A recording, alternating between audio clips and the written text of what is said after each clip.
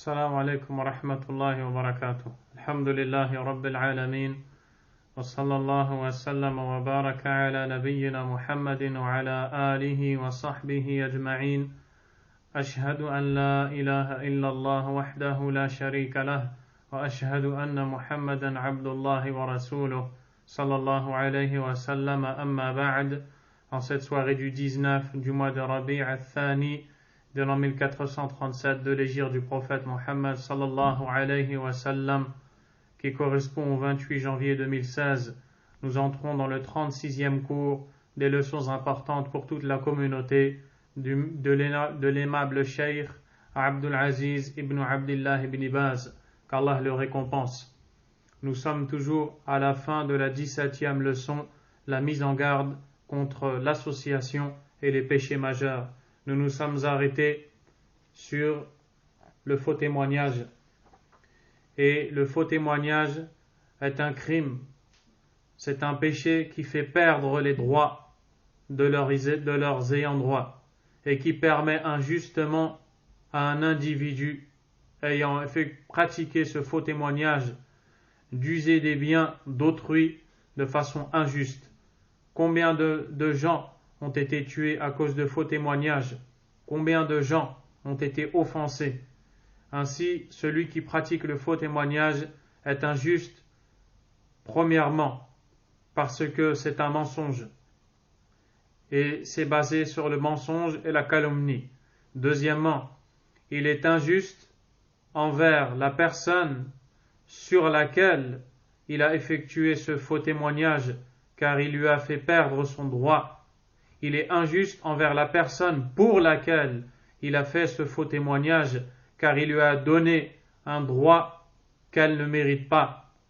Il est injuste lorsqu'il s'agit de biens, car avec le faux témoignage, il va user injustement des biens d'autrui, alors que le prophète sallallahu alayhi wa sallam a dit dans le récit rapporté par Al-Bukhari Muslim, d'après Abu Bakr radiyallahu anhu, Inna dima'akum wa amwalakum wa a'radakum alaykum haram. C'est-à-dire, votre sang, vos biens, votre honneur, toutes ces choses vous sont sacrées. Le faux témoignage est donc un péché duquel beaucoup de maux vont découler. Parmi les péchés majeurs cités par le cheikh Ibn Baz rahimahullah, le serment mensonger, le fait de jurer par le nom d'Allah subhanahu wa ta'ala, alors qu'en réalité la personne ment. Wal'iyadhu billah. Le prophète sallallahu alayhi wa sallam nous dit dans le récit rapporté par l'imam Muslim d'après Abu Dharr radiyallahu anhu, thalathatun la yukallimuhumullahu yawm al-qiyamah. 3 personnes auxquelles Allah ne parlera pas le jour de la résurrection. Wala yanzuru ilayhim, il ne les regardera pas. Wala yuzakkihim, ni ne les purifiera. Walahum azabun alim, et ils auront un châtiment douloureux. Il cita parmi celles-ci al-munafiqu sil'atahu bil halif al-kadhib, celui qui écoule sa marchandise en mentant quand il jure.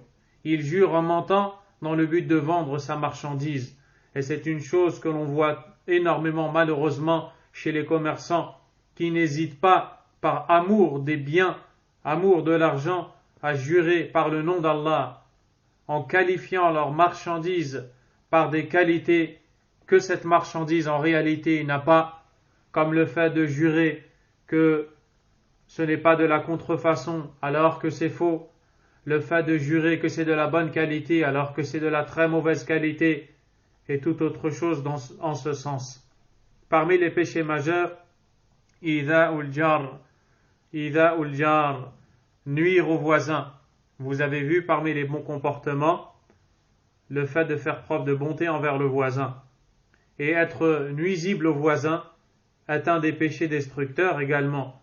Et le prophète sallallahu alayhi wa sallam a dit, Wallahi la yu'min, Wallahi la yu'min, Wallahi la yu'min. قيل ومن يا رسول الله قال الذي لا يأمن جاره بوائقه. Le prophète sallallahu alayhi wa sallam a dit, par Allah, il n'est pas croyant par Allah, il n'est pas croyant, par Allah, il n'est pas croyant. Il fut dit, mais qui donc, ô messager d'Allah? Le prophète sallallahu alayhi wa sallam reprit alors, celui dont les voisins ne sont pas à l'abri de ses nuisances.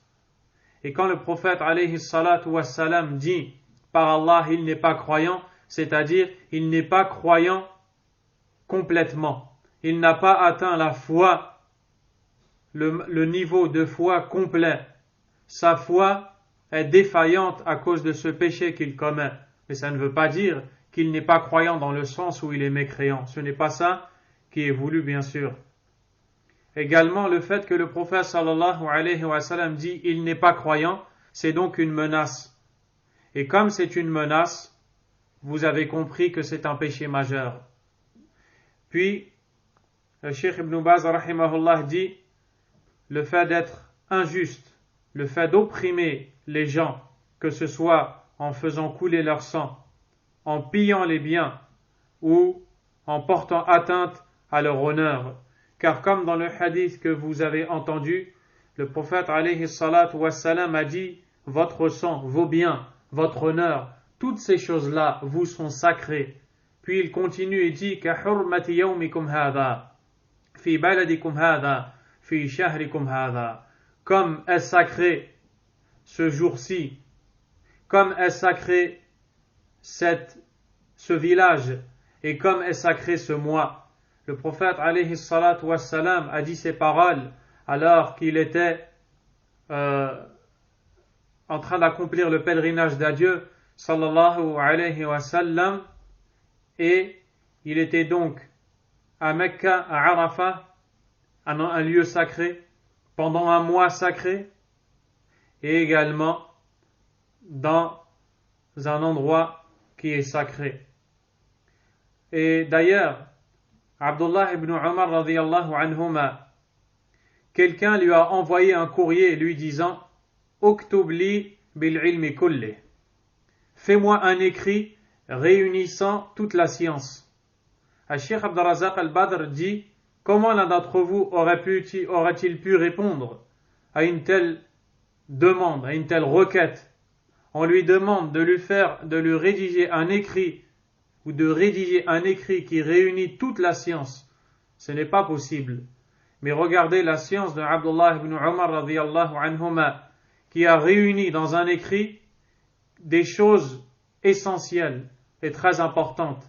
Il dit dans cet écrit Innal ilma kathir, la science est vaste. Walakin in istata'ta an talqa Allah khafif al-dhahri min dima'i an-nas, khamis al-batni min amwalihim, كاف اللسان عن أعراضهم لازما لأمر جماعتهم فافعل. La science est vaste, mais si tu es en mesure de rencontrer Allah avec le dos léger du sang des gens, c'est-à-dire tu rencontres Allah et tu n'as pas le péché de l'effusion du sang des gens sur ton dos à porter, tu n'as pas fait couler le sang des gens. خميص البطن من أموالهم, le ventre vide de leurs biens, tu n'as pas mangé les biens d'autrui. Kaf al-lisani an a'radihim, avec une main qui s'est abstenue, avec une langue qui s'est abstenue de porter atteinte à leur honneur. Laziman li amri jama'atihim, accroché à leur groupe, faf'al, agis ainsi. Parmi les péchés majeurs cités par le Cheikh Ibn Baz rahimahullah, le fait de boire de l'alcool. Et en réalité, boire de l'alcool ou consommer tout produit enivrant qui fait perdre la raison, comme les drogues et toute autre chose en ce sens. Et l'alcool, le vin, est la mère des maux, car l'individu qui s'adonne à ces boissons, wal'iyadu billah, va perdre la raison. Et cette perte de raison va engendrer de très nombreux maux. Combien de gens ont tué, ont été tués, ont pillé ou ont été pillés à cause de l'alcool? Combien de gens ont violé à cause de l'alcool? Combien de gens ont menti, trahi, rompu les liens? Combien de gens ont porté atteinte à leurs voisins et toutes choses dans ce genre? Et ceci à cause de l'alcool. L'alcool est grave. il y a également parmi les péchés majeurs jouer au jeu de hasard. Jouer au jeu de hasard est un interdit chez Allah tabaraka wa ta'ala. Ceci car la personne va perdre énormément d'argent en jouant au jeu de hasard, wal'iyadhu billah, ou alors va gagner énormément d'argent. Dans le cas où elle perd son argent, cette personne aura à rendre des comptes à Allah tabaraka wa ta'ala sur ce gâchis, alors que beaucoup de gens étaient dans le besoin. Et dans le cas où elle a amassé et gagné de l'argent suite au jeu de hasard, cela équivaudra alors à la personne qui a mangé les biens injustement, car tu n'as pas le droit de gagner de l'argent de cette façon. Et Allah tabaraka wa ta'ala a dit dans le verset 90 de Suratul Ma'idah: Innamal khamru wal maisir wal ansabu wal azlam rijsum min amali shaytan. Le vin, les jeux de hasard, puis il a cité d'autres choses comme le tirage au sort qu'il faisait à l'époque pour savoir s'il voyageait ou non. Le peuple de Quraysh, rijsun min amali shaytan, est une abomination, un acte du diable. Parmi les péchés majeurs, il y a al-ghiba, la médisance. Et la médisance, c'est le fait de mentionner ton frère en disant quelque chose qu'il réprouve. Comme a dit le prophète sallallahu alayhi wa sallam, même si ce que tu dis de lui est véritable et effectif, mais si lui le réprouve et n'aime pas que tu le dises, alors ceci est de la médisance. Et Allah tabaraka wa ta'ala a dit: وَلَا يَغْتَبْ بَعْضُكُمْ بَعْضًا, et ne médisez pas les uns les autres. أَيُحِبُّ أَحَدُكُمْ أَنْ يَأْكُلَ لَحْمَ أَخِيهِ مَيْتًا فَكَرِهْتُمُوهُ.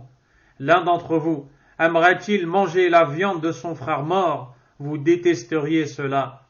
Allah tabaraka wa ta'ala a fait ressembler la victime de la médisance à un cadavre et l'acteur de la médisance à quelqu'un qui mange de ce cadavre, pour montrer que c'est quelque chose d'horrible. Et en même temps, celui qui mange un cadavre, le cadavre ne peut pas se défendre. De même, la personne qui est victime de médisance, étant donné qu'elle est ignorante, ne peut pas se défendre. Allah tabaraka wa ta'ala dit dans Suratul Ahzab, les coalisés, verset 58, وَالَّذِينَ يُؤْذُونَ الْمُؤْمِنُونَ وَالْمُؤْمِنَاتِ بِغَيْرِ مَا اكْتَسَبُوا فَقَدِ احْتَمَلُوا بُهْتَانًا وَإِثْمًا مُبِينًا. Et ceux qui offensent les croyants et les croyantes pour quelque chose qu'ils n'ont pas fait auront à supporter une calomnie et un immense péché. Ainsi, le musulman a l'obligation de prendre garde à nuire à ses frères, que ce soit par la calomnie et même par la médisance, que ce soit par la médisance et même par la calomnie dont nous allons parler, incha'Allah ta'ala. D'ailleurs, l'imam al-Bukhari a rapporté dans son écrit intitulé Al-Adab al-Mufrad, d'après Aïcha radhiyallahu anha, qu'il fut dit au prophète sallallahu alayhi wa sallam: Ya Rasulallah, inna fulanatan taqumu al-layl, wa tasumu al-nahar, wa taf'alu, wa tasaddaq, wa tu'dhi jiranaha bilisaniha. Ô messager d'Allah, il y a une femme qui prie la nuit, jeûne le jour, elle agit, elle œuvre en bien, elle dépense des aumônes, mais par sa langue, elle nuit à ses voisins. فقال رسول الله صلى الله عليه وسلم لا خير فيها هي من أهل النار. Il n'y a aucun bien en cette femme, elle fait partie des habitants du feu. وقيل له وفلانة تصلي المكتوبة وتصدق بأثوار ولا تؤذي أحدا. Il fut dit au prophète alayhi salatu wassalam, il y a une autre femme qui prie ses 5 prières prescrites et donne des aumônes, mais elle ne nuit à personne. Le prophète sallallahu alayhi wa sallam dit: Hiya min ahli al-jannah, elle fait partie des habitants du paradis. Ainsi, porter atteinte aux musulmans par la langue, que ce soit la médisance, la calomnie, les prendre à la dérision, se moquer d'eux, toutes ces choses-là font partie des péchés majeurs. Et la calomnie, ou alors le colportage, c'est le fait d'écouter d'une personne A quelque chose qu'elle a dit au sujet d'une personne B, puis revenir vers cette personne B et lui faire part de ce que A a dit sur elle, puis reprendre la parole de la personne A et revenir à B, et ainsi de suite. Ceci est interdit. D'ailleurs, un des pieux prédécesseurs, le dénommé Yahya ibn Abi Kathir al-Yamami, rahimahullah, a dit cette parole: Yufsidu an-nammamu fi sa'atin ma la yufsiduhu as-sahiru fi shahr. Celui qui commet le colportage va pervertir en une heure ce que le sorcier n'arrive pas à pervertir en un mois. La ilaha illallah. Et le prophète sallallahu alayhi wa sallam a dit: La yadkhulu al-jannata qattat, wal qattatu huwa an-nammam. N'entrera pas au paradis celui qui fait le colportage. Et le Cheikh Ibn Baz rahimahullah a dit, ainsi que d'autres péchés qu'Allah ou son messager sallallahu alayhi wa sallam ont interdit. Il fait allusion au fait que la liste des péchés qu'il a cités, les péchés majeurs, n'est pas complète, elle n'est pas exhaustive. Mais il y en a bien plus. Comme vous l'avez entendu dans un cours passé, Abdullah ibn Abbas radiyallahu anhuma qui dit Hiya ila sab'ina aqrab. Ils sont plus proches de 70. Et Cheikh Abd al-Razzaq qui dit qu'en réalité, ce n'est pas pour restreindre que le Cheikh Ibn Abbas radiyallahu anhuma a dit qu'ils sont au nombre de 70. Et ainsi s'achève la 17e leçon, walhamdulillah. Nous entrons enfin dans la leçon 18, la dernière leçon de cet écrit. Elle sera un peu longue puisque le sujet a besoin de beaucoup de détails. La préparation du mort, la prière funéraire et l'enterrement. Tajhizul mayyit, was-salatu alayhi, wa dafnu. C'est donc la 18e leçon. Le Cheikh Ibn Baz rahimahullah va nous donner les détails de cette leçon. Voici les détails de cette leçon. Premièrement, faire répéter l'attestation La ilaha illallah à un mourant. Il est légiféré de faire répéter La ilaha illallah au mourant conformément à la parole du prophète sallallahu alayhi wa sallam qui dit Laqinu mautakum La ilaha illallah rawahu Muslim. Faites répéter La ilaha illallah à vos morts. Le récit est rapporté par l'imam Muslim. Quand il dit à vos morts, c'est-à-dire aux mourants, ceux qui agonisent et dont les signes d'une mort proche sont percevables. Deuxièmement, lorsque l'on est assuré de sa mort, on lui ferme les yeux et on lui serre les mâchoires conformément à ce qui a été rapporté dans la sunna du prophète sallallahu alayhi wa sallam. Troisièmement, il est obligatoire de laver le mort musulman, sauf s'il est mort en plein champ de bataille. En effet, le martyr ne doit pas être lavé et on ne doit pas prier sur lui. On l'enterre dans ses habits, cela conformément aux actes du prophète sallallahu alayhi wa sallam lors de la bataille de Uhud. C'est donc la dernière leçon, la leçon 18, que le Cheikh Ibn Baz rahimahullah a évoqué ici, et il va citer tout ce qui est en rapport avec la préparation du mort, avec son lavage, son enterrement, et toutes ces questions qui sont très très très importantes et que le musulman doit apprendre. Le musulman ne doit pas rester dans l'ignorance. Vous n'êtes pas sans savoir que nous allons tous mourir. Allah subhanahu wa ta'ala a dit dans le verset 185 de sourate Ali Imran, Kullu nafsin dha'iqatul maut. Toute âme goûtera à la mort. Le mort a des jugements qui nous ont été enseignés par la législation d'Allah tabaraka wa ta'ala. Nous devons savoir comment prendre soin de lui, comment le préparer, comment le laver, comment le vêtir du linceul, prier sur lui, comment invoquer sur lui ce qu'il faut dire, comment l'enterrer. Toutes ces immenses règles et très importantes sont citées dans les textes. Les proches du mort doivent avoir un minimum de connaissances nécessaires à la mise en pratique de ces règles islamiques. Car lorsque l'on est ignorant de ces règles, et sachez d'ailleurs qu'un des domaines où il y a le plus d'innovation religieuse, c'est bien le domaine des funérailles, c'est bien le domaine de l'enterrement, c'est bien le domaine de la préparation du mort. Wal'iyadu billah.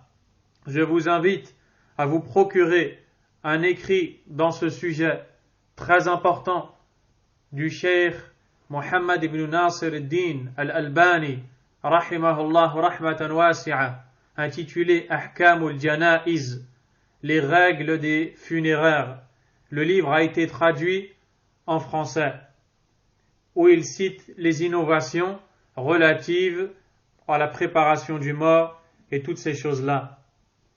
Et donc le musulman doit apprendre afin de ne pas innover, car plus tu ignores, plus tu commets des choses, plus tu es susceptible de commettre des choses qu'Allah n'a pas légiférées, subhanahu wa ta'ala. Beaucoup de gens ont innové et font des choses qui n'ont aucun fondement. Ils ne font que suivre leurs ancêtres, wal'iyadu billah. Au point où le cheikh Abdurrazzaq al-Badr, hafidahullah, raconte qu'un jour un homme ignorant lui a raconté qu'il a prié en compagnie d'un groupe de personnes sur un défunt 2 rak'ah, comme on prie dans la mosquée, alors que dans la prière pour le mort, il n'y a pas d'inclinaison ruku', ni de prosternation sujud, ceci à cause de l'ignorance de ces gens, et c'est un droit que le mort a, que l'on prie sur lui de la bonne manière, et qu'il soit lavé de la bonne manière. La première chose qui a été citée par le cheikh Ibn Baz, rahimahullah, le fait de faire répéter au mourant. Le mourant, c'est celui qui est à l'agonie, et les signes de la mort proche apparaissent en lui. Ça peut être quelqu'un qui est sur le lit d'hôpital, ou alors quelqu'un qui est chez lui. Les signes apparaissent montrant qu'il est susceptible de mourir. Il est bon de lui faire dire la ilaha illallah. Car le prophète sallallahu alayhi wa sallam nous dit dans le récit Man kana akhiru kalamihi min ad-dunya la ilaha illallah dakhala al-jannah. Quiconque aura pour dernière parole dans ce bas monde la ilaha illallah entrera au paradis. Cheikh Abdurrazzaq al-Badr nous dit il faut lui faire répéter ces paroles mais avec douceur. Il ne faut pas le brusquer ni le stresser, de peur qu'il ne prononce pas ces paroles. Il faut prononcer la parole la ilaha illallah à côté de lui et attendre un peu, puis lui faire répéter et ainsi de suite. Deuxièmement, à partir du moment où on est sûr que la personne est bien morte, on lui ferme les yeux et on lui serre les mâchoires, conformément à ce qui est rapporté dans la sunna du prophète alayhi salatu wassalam. L'imam Muslim rapporte d'après Salama radiyallahu anha, elle dit dakhala Rasulullah sallallahu alayhi wa sallam ala Abi Salama wa qad shaqqa basaruhu fa'aghmadahu. Le prophète sallallahu alayhi wa sallam est venu auprès de Abu Salama, c'est-à-dire au moment de l'agonie, et son regard s'est figé. Il s'est mis à lui fermer les yeux. Pourquoi? Car lorsque l'âme se sépare du corps, si les yeux sont ouverts à ce moment-là, les yeux regardent l'âme et la voient sortir. À ce moment-là, il faut lui fermer les yeux. Le cheikh Ibn Baz rahimahullah ta'ala nous dit qu'il faut aussi lui serrer les mâchoires, c'est-à-dire qu'il faut faire en sorte de lui fermer sa bouche et de ne pas la laisser ouverte, comme en l'attachant, en passant quelque chose en dessous de sa mâchoire, puis on entoure la tête pour ne pas qu'il ouvre la bouche, afin que sa bouche reste fermée. Certains ont dit afin que l'eau n'entre pas dans la bouche quand on va procéder à son lavage, et aussi pour ne pas que des impuretés pénètrent dans sa bouche. Ensuite, le cheikh Ibn Baz rapporte qu'il est obligatoire de laver le mort. Certes, c'est une obligation, c'est un droit que le défunt a, et nous allons en voir prochainement les détails, incha'Allah ta'ala, والله أعلم وصلى الله وسلم وبارك على نبينا محمد وعلى آله وصحبه أجمعين سبحانك اللهم وبحمدك أشهد أن لا إله إلا أنت أستغفرك وأتوب إليك